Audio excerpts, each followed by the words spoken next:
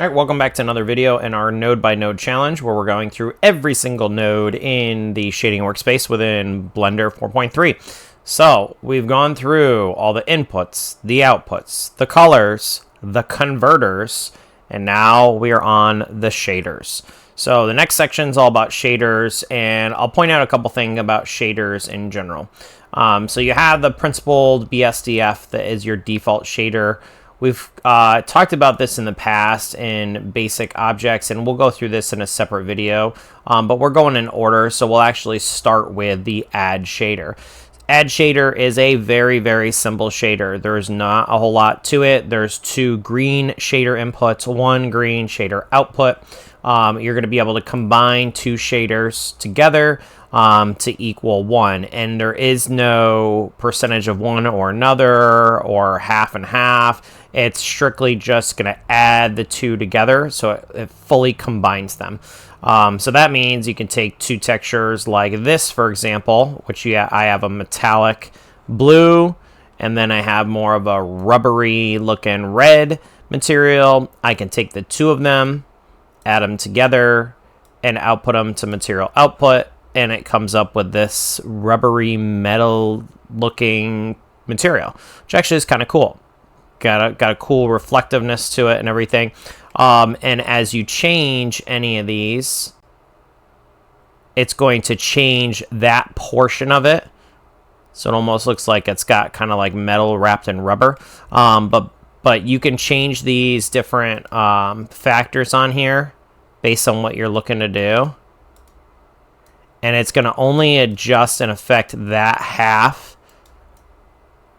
of the option. Okay. So something to keep in mind when you're doing this, if you want to be able to basically set this up to have two different textures that merge together, it can be useful, especially if you want to get the appearance, a look of like it's got one texture wrapped over another texture. That can be really helpful. So that's a pretty cool tactic that you can use on there. And you'll notice that always there's going to be when you have a green output like this, you're only going to be able to input it either into the volume, which looks kind of weird in this case, or you can input it into the surface. Those are the only two places you can do it. The only way you can do it otherwise is if you wanted to be able to go back and be able to add in more nodes afterwards.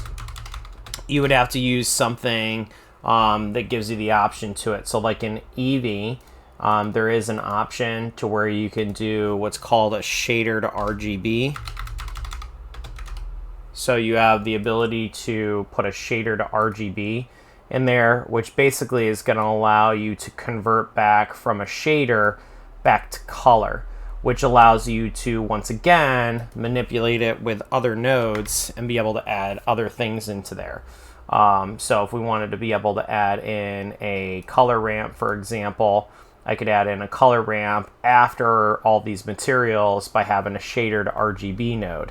Now the only downside is that it'll keep the texture, but it's going to get rid of the color by doing the color ramp.